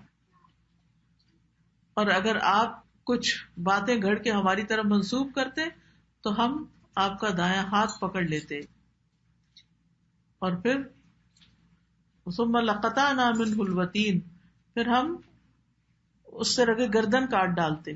فما منکم من احد عنہ حاجزین, پھر تم میں سے کوئی بھی ہمیں اس سے روکنے والا نہ ہوتا. وَإِنَّهُ لَتَذْكِرَةٌ لِّلْمُتَّقِينَ, اور بے شک یہ یاد دہانی ہے, نصیحت ہے, نجات کا میسج ہے. کس کے لیے؟ تقوی والوں کے لیے, جو اللہ سے ڈرے. وَإِنَّا لَنَعْلَمُ أَنَّ مِنكُم مُكَذِّبِينَ, اور بے شک ہم جانتے کہ تم میں جھٹلانے والے بھی ہیں. وَإِنَّهُ لَحَسْرَةٌ عَلَى الْكَافِرِينَ, اور بے شک وہ البتہ حسرت ہوگا کافروں پر. کیا چیز حسرت ہوگی؟ قرآن کا پڑھنا, قیامت کو نہ ماننا, اور دنیا میں بھی انسان کو حسرت ہوتی ہے. وَإِنَّهُ لَحَقُّ الْيَقِينِ, اور بے شک یہ یقینی حق ہے. الحاقہ سے بات شروع ہوئی, آخر میں آ کے پھر فرمایا کہ یہ تو بالکل حق, سچ بات ہے, سچی بات ہے. یقین کے 3 درجے ہوتے ہیں, ایک علم الیقین ہوتا ہے, ایک عین الیقین ہوتا ہے, اور ایک حق الیقین ہوتا ہے. علم الیقین جو باتیں علم سے ہمیں پتہ چلتی پھر ہم ان کو یقین کر لیتے ہیں, بعضوں کو جھوٹی باتوں کو بھی یقین کر لیتے ہیں. دوسرا عین الیقین, جو چیز دیکھی ہو پھر اس پر یقین کرنا. تیسرا ہے حق الیقین, وہ یقین جو کسی چیز کو خود استعمال کرنے سے حاصل ہوتا ہے. ایک چیز ہوتی ہے دیکھی, اور ایک ہوتی ہے پکڑی. دور سے آپ کسی چیز کو دیکھتے ہیں تو آپ اس کے بارے میں امیجن کرتے ہیں, اچھا میرا خیال ہے کہ یہ پلاسٹک کے ہیں, یہ کاغذ. تو دوسرے وہ خیال آئے گا نہیں یہ کارڈ بورڈ لگ رہا ہے, تیسری دفعہ کوئی اور خیال آ جائے گا. لیکن جب ایک دفعہ آپ ہاتھ میں لے لیں گے تو کیا ہوگا؟ حق الیقین ہو جائے گا. یہ قرآن یقینی بات ہے، سچ بات ہے. فسبح بسم ربک العظیم، تو تم اپنے رب عظیم کے نام کی تسبیح کرو. اور تسبیح سے مراد یہاں نماز بھی ہے، یعنی سجدے اور رکوع میں ہم تسبیحات کرتے ہیں تو وہ بھی نماز کا حصہ ہے. مراد اس سے کہ اپنے رب کے لیے نماز پڑھو اور اللہ کی پاکیزگی بیان کرو. زمین و آسمان کی ہر چیز اللہ کی پاکیزگی بیان کرتی ہے، اور تسبیح ساری مخلوق کے رزق کی کنجی ہے. جن لوگوں کو بھی مالی مشکلات ہیں وہ تسبیح کثرت سے پڑھا کریں. اور فرشتوں کا اللہ کی تسبیح بیان کرنا کیسا ہے؟ بہت پسندیدہ. وَنَحْنُ نُسَبِّحُ بِحَمْدِكَ وَنُقَدِّسُ لَكَ. حاملین عرش بھی اللہ کی تسبیح بیان کرتے ہیں. نبی صلی اللہ علیہ وسلم کثرت سے تسبیح کرتے تھے، اور مومن بندوں کا پسندیدہ کلام ہی تسبیح ہوتا ہے. تو تسبیح جو ہے یہ سینے کی گھٹن اور تنگی کو بھی دور کرتی ہے. سورۃ الحجر میں آتا ہے وَلَقَدْ نَعْلَمُ أَنَّكَ يَضِيقُ صَدْرُكَ بِمَا يَقُولُونَ. ہم اچھی طرح جانتے ہیں کہ آپ کا سینہ گھٹتا ہے ان باتوں سے جو لوگ بناتے ہیں. آپ کا انکار کرتے تھے، آپ کو شاعر مجنون کہتے، تو تم جواب نہیں دو ان کو، بلکہ کیا کرو، اپنی اصلاح کر لو. فَسَبِّحْ بِحَمْدِ رَبِّكَ وَكُن مِّنَ السَّاجِدِينَ. تم اپنے رب کی حمد کے ساتھ اس کی تسبیح کرو اور سجدہ کرنے والوں میں شامل ہو جاؤ. وَاعْبُدْ رَبَّكَ حَتَّى يَأْتِيَكَ الْيَقِينُ. اور اپنے رب کی عبادت کرو کب تک؟ جب تک کہ یقینی بات نہ ہو جائے. تو یہ ہے سورۃ الحاقہ، اور اس کے آخر میں جو کرنے کا کام بتایا گیا وہ ہے تسبیح پڑھنا. قرآن مجید سے پتہ چلتا ہے کہ یہ دل کی تنگی اور سینے کی گھٹن کا علاج ہے، خوف اور پریشانی دور کرنے کا ذریعہ ہے. ہر تسبیح کا لفظ صدقہ ہے. بعض اوقات مالی صدقہ ہم نہیں کر سکتے تو کثرت سے تسبیح کر سکتے ہیں. تسبیح کے ذریعے ہم نیکیاں کماتے ہیں، گناہ مٹتے ہیں. ایک بار تسبیح پڑھنے سے زمین و آسمان بھر جاتے ہیں. 100 اونٹوں سے افضل عمل ہے. زبان پر ہلکے، میزان میں بھاری کلمات، سبحان اللہ و بحمدہ سبحان اللہ العظیم. پھر آگ سے بچاؤ کا ذریعہ ہے، پھر جنت میں درخت لگنے کا ذریعہ ہے. چلیے آج کے لیے اتنا ہی کافی ہے. وآخر دعوانا ان الحمد للہ رب العالمین. اب تھوڑا سا ٹائم ہے تو ہم اس کا ریویو بھی کر لیتے ہیں، اور جو چیز آپ نے سیکھی آپ ہمارے سے شیئر کر لیجئے. اور پھر یہ ہے کہ کرنے کے کام میں اہم ترین کام جو ہم نے اپنی ہیبٹ بنانی ہے وہ دن میں کم از کم ایک بار تسبیح. جی آپ فرمائیے. عرش جو ہے وہ آپ نے بتایا کہ ساتویں آسمان اور عرش کے بیچ میں بھی 70,000 پردے. اب دیکھیے یہاں سے ایک آسمان کتنا اونچا ہے، کوئی آج تک وہاں نہیں پہنچا. اس کے اوپر کہتے ہیں کہ 500 سال کا فاصلہ ہے، کہ سوار اگر چلے تو 500 سال میں پہنچے. پھر ایک اور اس کے اوپر اتنا اور اونچا، پھر اس کے اوپر ایک اور، اس کے اوپر ایک اور، اس کے اوپر ایک اور، اس کے اوپر ایک اور، اس کے اوپر ایک اور، اس کے بعد پانی، پھر 70,000 پردے، اور پھر اس کے بعد عرش. اور عرش پر اللہ رب العزت. کتنا بلند ہے ہمارا رب، کتنا اونچا. ہم اس کی کیا قدر کرتے ہیں، اس کو کتنی ویلیو دیتے ہیں، اس کی بات کو کتنا امپورٹنٹ سمجھتے ہیں. ہم سے کوئی بڑا بات کرے تو ہماری مرضی نہ بھی ہو تو ہم مان لیتے ہیں، لیکن اللہ تعالیٰ کی کتنی باتیں مانتے ہیں. جی ابھی ہم لوگ کیا بھی کہتے تھے تو وہاں پہ جس طرح پہاڑوں کی رینجز چل رہی تھی، ابھی جیسے بڑا جی واحد ایک ہی چوٹ سے سب کچھ ختم کر دیا جائے گا. اس میں جو میں دیکھ رہی تھی اس میں چڑھنا تھا کہ آپ اسکائی چیئر لے کے جاتے ہیں اوپر جا کے آپ دیکھتے ہیں اس میں جتنا چلنے کے ہر قدم پہ سوائے سبحان اللہ و بحمدہ سبحان اللہ عظیم کی تسبیح کے اور کچھ نہیں نکل رہا تھا. اور ہر طرف آپ surrounded with all the mountain ranges. اور آج ظاہر جو جب پڑھتے ہیں آپ دیکھتے ہیں ان سب چیزوں کو تو اوپن یور آئیز اینڈ سوائے اس کے کہ سب ہم اللہ کی تسبیح کریں اور اپنے جو غلطی کی اس کے لیے آپ یو آسک فارگیونیس. بالکل صحیح. ایک سوال جی صلاۃ التسبیح جو ہم لوگ پڑھتے ہیں اس کی کوئی ٹریڈیشن ہے؟ جی ٹریڈیشن ہے، اور زندگی میں کم از کم ایک بار پڑھ لینی چاہیے. مجھے اس میں آیا نمبر 20 ہے انی ظننت انی ملاق حسابیہ، بہت اچھی لگی. اور جیسے میں آپ کو اپیل نہیں کرتی ہوں کیونکہ مجھے اس آیت کا ترجمہ یہ ہے کہ مجھے یقین تھا کہ میں اپنے حساب سے بنوں، یعنی حساب ہوگا، اور حساب ہوگا تو آپ اس زندگی میں اپنے آپ کو فوکس کر سکتے ہیں. ادروائز یہ جو ساری آیات بھی گزر رہی ہیں, بہت ڈرا دینے والی ہیں, تھوڑی دیر بیٹھتے ہم اس کو اس طرح ویژولائز نہیں کرتے, اتنا یقین نہیں کرتے, ہماری امیجنیشن برحق نہیں سمجھتے اتنا. تو عام طور پہ لائف میں بھی ایسا ہوتا ہے, آپ کے پاس کوئی اچھی چیز ہوتی ہے نا, تو آپ کو ہوتا ہے کہ دکھا دیں. فار ایگزامپل کوئی بھی کسی برانڈ کی کسی کے پاس چیز ہونا, تو اس کو ہوتا ہے یہاں تو وہ بول کے یا دکھا کے کسی کو بتائیں. کوئی چیز ایسی ہوتی ہے وہ بادر بھی نہیں ہوتا کہ کسی کو پتا چلے, لیکن قیامت کے دن وہ جن کے اعمال نامے اچھے ہوں گے ان کو ہوگا کہ باقی اس کو دیکھ لیں. لیکن یہ دیکھنا ایسے نہیں ہوگا, وہ جب اس دنیا میں رہ رہے ہوں گے تو ان کے بیک آف دی مائنڈ ہر وقت ہوگا کہ ہمیں اپنے حساب سے ملنا ہے, ہم اس دنیا کو کیسے گزارتے ہیں, ان کا فوکس کیا ہوگا. تو مجھے یہ آیا اس میں بہت پیاری پہلے کرتی ہوتی ہے, لیکن آج ذرا سن کے. اور اب دیکھیں کہ جب آپ کو پتا ہوتا ہے کہ سال کے آخر میں آپ نے ٹیکس فائل کرنا ہے, تو آپ اپنا حساب رکھتے ہیں, کوئی ساری رسیدیں سنبھال کے رکھتے ہیں. ٹیکس فائل کرنا ہوتا ہے 6 سال تک سنبھال. اچھا, بعد میں بھی سنبھال, کبھی بھی پوچھ سکتے ہیں. تو ہمیں ریٹرن کا زیادہ فکر ہوتا ہے جی, کہ ہمیں ریٹرن ملے, رسیدیں رکھتی اور کرتے ہیں فائل, ہمیں یہ کہ ہمیں دینا نہ پڑے, ہمیں اس کے اوپر جو ہے نا ریٹرن ملے. جی, تو قیامت کے دن بھی ریٹرن ملنے والا ہے نا.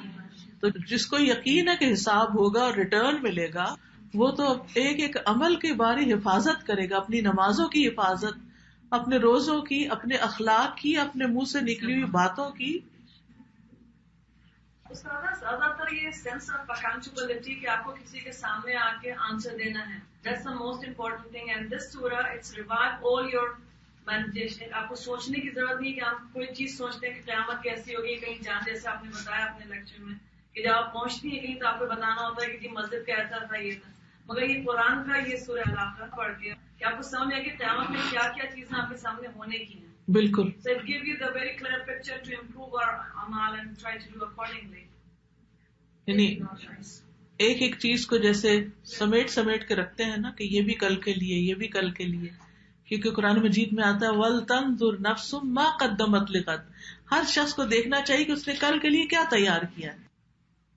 تو ہم سب کو بھی سوچنا چاہیے کہ کل کے لیے کیا تیار کیا. آج کے لیے تو ہم کرتے ہیں, یہ بیٹی کی شادی کے لیے, یہ فلاں فنکشن میں پہننے کے لیے, یہ اس کے لیے, یہ اس کے لیے, لیکن وہاں کے لیے کیا تیار کر کے رکھا ہوا, یہ سوچنے کی ضرورت ہے. پھر استاد ایک بات اور بھی ذہن میں آتی ہے کہ جیسے پہلے بھی اللہ سبحانہ تعالیٰ نے کہا ہے کہ جیسے جنت ہم سمجھ رہے ہیں یا دنیا سے کمپیئر کرتے ہیں, اس سے تو کہیں گنا زیادہ ایسا ہوگا کہ ابھی ہم ویژولائز بھی نہیں کر پاتے. تو کیا آخرت کی جو بات بتائی جا رہی ہو, جیسے آگ کے بارے میں بھی کہا گیا کہ اس کی تپش آپ ابھی دنیا کی تپش سے دیکھ رہے ہو, that will be like 69 times زیادہ, 69 times multiplied by دنیا کی تپش. دنیا کی تپش ہی برداشت نہیں ہوتی, سوچ بھی نہیں پاتے. ابھی ہم لوگ شاید گمان بھی نہ کر پائیں کہ کیسا ہوگا. بالکل.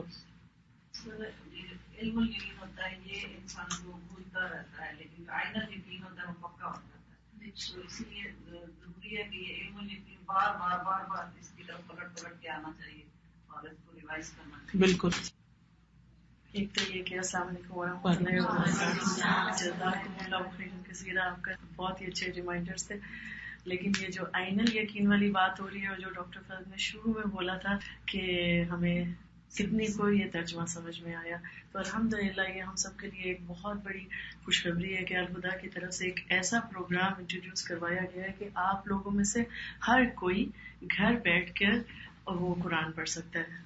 اردو میں پڑھنا چاہے, انگلش میں پڑھنا چاہے, تعلیم القرآن کرنا چاہے, فہم القرآن کرنا چاہے, سورۃ البقرہ انگلش میں کرنا چاہے, حفظ کرنا چاہے, تو سارے پروگرام آپ لوگ گھر بیٹھ کے کر سکتے ہیں. یہ ایک بہت بڑی سہولت ہے, اور ٹیچر کے ساتھ کر سکتے ہیں. تو آپ لوگوں میں سے جو بھی کوئی انٹرسٹیڈ ہے تو آپ اپنا نمبر وہاں پہ کسی پیپر پہ, باہر ایک پیپر رکھ دیں, تو اس پہ آپ نمبر لکھ دیں, تو انشاءاللہ ہم آپ کو کانٹیکٹ کریں گے. اور جو بھی آپ پڑھنا چاہیں گے, اپنے بچوں کے لیے, بچیوں کے لیے گروپ بنا کے, اکیلے پڑھنا چاہتے ہیں, ہر طرح کی سہولت میسر ہے, کہ کوئی اب دلیل باقی نہیں رہے گی کہ ہم پڑھ نہیں سکتے. کیونکہ اس کے بغیر کیسے پتا چلے گا کہ کل کیا ہونے والا ہے. اور ایک یہی چیز ہے قرآن جو ہمیں اللہ تعالیٰ کا احساس دلاتی ہے کہ اللہ تعالیٰ کیا ہے اور اللہ تعالیٰ کی پہچان کیا ہے. ہم کتنی کوشش کر لیں اس طرح نہیں ہو سکتا. دوسری چیز الحمدللہ آپ لوگوں کو پتا ہے کہ ڈاکٹر فرحت آئی ہیں, تو ڈفرینٹ طرح کے پروگرامز ہو رہے ہیں الہدیٰ میں. اور ویکینڈ پہ صلاح کے بارے میں الصلاۃ من الکلام پروگرام ہو رہا ہے, نماز کا روحانی پہلو. کس کو پتا تھا کہ نماز کا پروگرام الہدیٰ میں لائیو ہو رہا ہے؟ اچھا باقی سب کو نہیں. اب الحمدللہ آج پتہ چل گیا کہ الہدا میں ہو رہا ہے. الہدا یہاں سے کتنی دور ہے؟ کتنی 30 منٹس، آدھا گھنٹہ. تو یہ بھی ہمارے پاس چل کے آئی ہے آدھا گھنٹہ. آپ سب کسی طرح سے آن لائن سنتے ہیں سب، کوئی نہ کوئی اسپیچ، کوئی نہ کوئی چیز. اور آج آپ نے یہاں سنا. کچھ فرق ہے کہ آن لائن سننے میں اور کہاں ٹیچر سے فرق ہے نا. تو ہم لوگ بالکل یقین ہے. تو آپ سب سے ایک جی کہ آپ لوگ آئیے گا ویکینڈ پہ. 5 ویکینڈ کا تھا، 2 ویکینڈ مطلب یہ ویکینڈ گزر گیا سیٹرڈے سنڈے.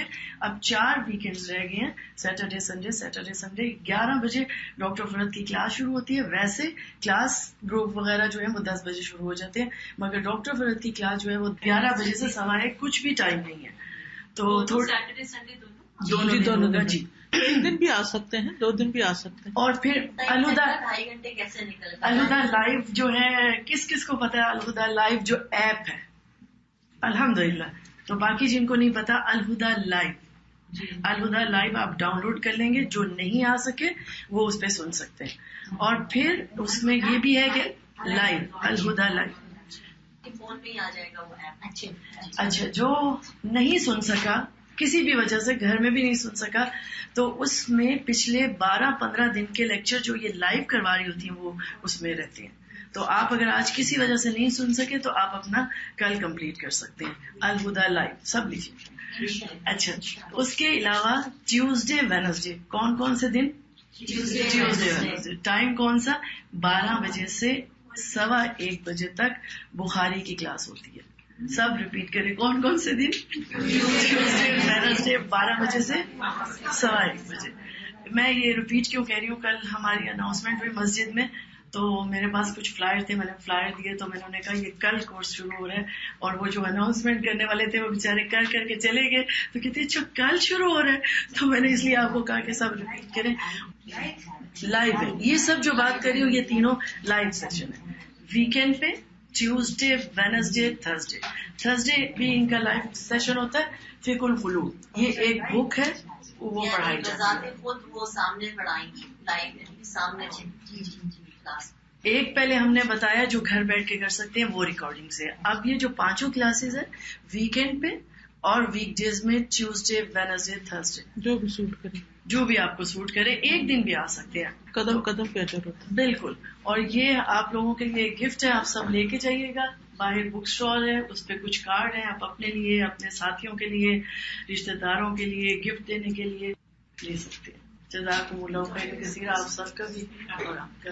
باہر اسٹال لگا ہوا ہے. گھر میں کتابیں ہونا بہت ضروری ہے تاکہ کچھ نہ کچھ یاد دہانی ہوتی رہے. کبھی ہم بور بھی ہو جاتے ہیں، کبھی موبائل سے بھی تنگ آ جاتے ہیں، تو اچھی کتابیں اچھا ساتھی ہو سکتی ہیں. ایک ہے شکر گزار بننے کے فائدے، کیونکہ ہماری زندگی میں جو ناشکری ہے اس کی وجہ سے ہمیں بہت سے مسائل ہوتے ہیں. پھر استغفار کی برکتیں، پھر اللہ کا شکر ادا کرنے کے کلمات کون سے؟ الحمدللہ. پھر صبح شام کے مسنون اذکار جو ہیں. پھر تسبیح کا فائدہ بھی، یہ آخری آیت تھی نا فسبح بسم ربک العظیم. تو تسبیح کے کتنے فائدے ہیں آپ حیران ہو جائیں گے. وہ اس کارڈ میں موجود ہیں، دوسروں کو بھی گفٹ کے طور پہ دے سکتے ہیں. پھر لا الہ الا اللہ کے فائدے، پھر گناہوں کی بخشش کی دعائیں، پھر وَإِيَّاكَ نَسْتَعِينُ جس میں لوگ عام طور پر خوف غم کا شکار ہوتے ہیں تو اس کی دعائیں ہیں. پھر قرآنی اور مسنون دعائیں ہیں. تو یہ آپ انشاءاللہ باہر سے خرید سکتے ہیں. کتابیں خریدنا، گھر میں رکھنا، اور جو بھی اس کو پڑھے آپ کے لیے صدقہ جاریہ ہوگا انشاءاللہ تعالی. گھروں میں اگر لڑائی جھگڑا فتنہ فساد ہو تو یہ ایک دعا ہے، اللہم الف بین قلوبنا. یہ آپ گھر میں لگا دیں اور پڑھتے رہیں تو اللہ تعالیٰ آپس میں اتفاق اور محبت عطا کرے گا. اس کی ریکارڈنگ بھی ہے اللہم الف بین قلوبنا. اور نہیں صحیح سے پڑھنے جیسے ہوتا ہے تو آپ اس میں اچھے سے پڑھ سکتے ہیں تاکہ غلطی نہ ہو. الہدا. اور قرآن فار آل یہ ایپ کس کس کو پتہ؟ قرآن فار آل میں سب چیزیں، قرآن کی تجوید ہے، قرآن کے جتنے لیکچرز ہیں وہ سارے ہیں. آپ میں کہوں گی کہ آپ سب یہ دونوں ایپ ضرور ڈاؤن لوڈ کیجیے گا. اور جو اپنے ساتھی ہیں اگر ان کو نہیں پتا تو آپ لوگ پلیز ان کی ہیلپ کیجیے گا کہ کیسے ڈاؤن لوڈ کریں. جزاکم اللہ. سبحانک اللہم و بحمدک اشہد ان لا الہ الا انت استغفرک و اتوب الیک. السلام علیکم.